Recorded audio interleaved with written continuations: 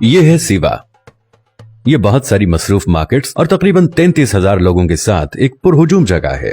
यहाँ आपको बहुत से बागात देखने को मिलेंगे जिनमें खजूर और जैतून की पैदावार होती है और ताहद्दे नजर यहाँ आपको दरख्त ही दरख्त मिलेंगे। सिवा 10वीं सदी कब्ल मसीह से या तकरीबन 12,000 सालों से मुस्तकिल तौर पर आबाद है। इस शहर में कई आसार कदीमा के मकामात हैं और यहाँ तक कि यहाँ एक महल भी मौजूद है जो कि मिस्री देवता अमून का है। सिवा के बारे में अजीब बात यह है कि ये सहराई सहारा के मिस्री हिस्से में बिल्कुल अलग थलग वाक़ है। इसके करीब तरीन बड़ा शहर सिकंदरिया या अलेक्जेंड्रिया 460 किलोमीटर दूर है और इसके करीब तरीन समुंदर 260 किलोमीटर दूर है। सहरा की इस वसत में सिवा में एक साल में सिर्फ 9 इंच बारिश होती है और गर्मियों में दर्जा हरारत 118.8 डिग्री फ़ारेनहाइट या 48.2 डिग्री सेंटीग्रेड तक पहुंच जाता है। सिवा की हुदूद से बिल्कुल बाहर बड़े बड़े रेत के टीले खड़े हैं जो मुसलसल आगे बढ़ने की धमकी देते महसूस होते हैं। तो सहरा के बीचों बीच कैसे ये जगह इंसानों, पौधों और तारीख से मालामाल हो सकती है? वो इसलिए कि सिवा सिर्फ एक शहर नहीं है बल्कि एक नखलिस्तान या ओएसिस है।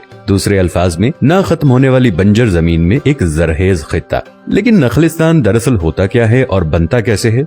माजी में रेगिस्तानी नखलिस्तान तिजारत और सफर में एक अहम किरदार अदा करते थे क्योंकि रेत और पत्थर के वसीउ अरीज हिस्सों के दरमियान ये पड़ाव डालने के लिए निहायत मौजूद जगहें हैं। सिवा जैसी जगहों पर ताजिर और काफिले आराम कर सकते हैं, राशन वगैरह ले सकते हैं और सबसे अहम बात ये कि अपने पानी की छागलें दोबारा भर सकते हैं। ज्यादातर नखलिस्तानों में सतह के ऊपर ताज़ा पानी के चश्मे या तालाब खुली हवा में होते हैं और यही चीज इंसानों और पौधों दोनों के इस इलाके में रहने के लिए मौजूद है।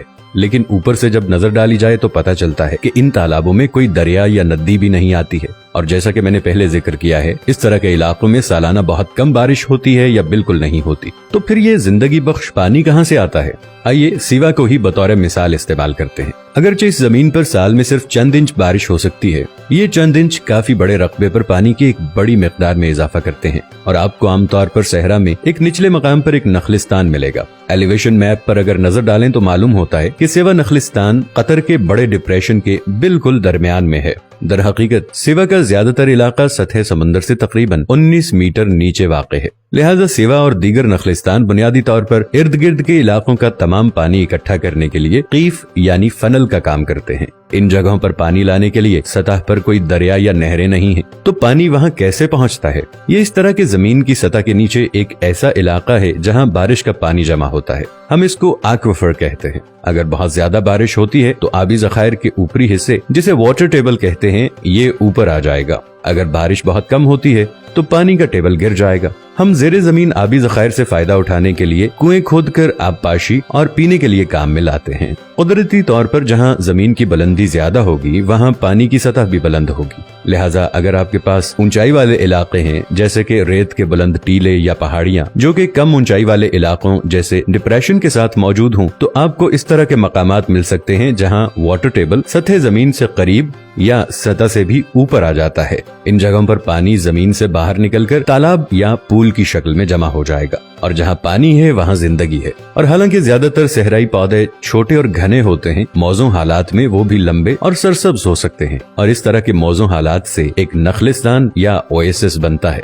इससे ये जानने में भी मदद मिलती है कि वाटर टेबल को मिट्टी में नाकाबिले तस्खीर तहों के जरिए मजीद तब्दील किया जा सकता है, जैसे चट्टाने या मिट्टी की मोटी तहें जिन्हें हार्ड पैन कहा जाता है। चूँकि पानी इन मादों से नहीं गुजर सकता, इसलिए इसका वाहिद इंतखाब पानी की मेज को ऊपर की तरफ ले जाना है और ये पानी को सतह पर लाने की एक और वजह हो सकती है, चाहे यहाँ पर कोई दबाव या डिप्रेशन ना भी हो।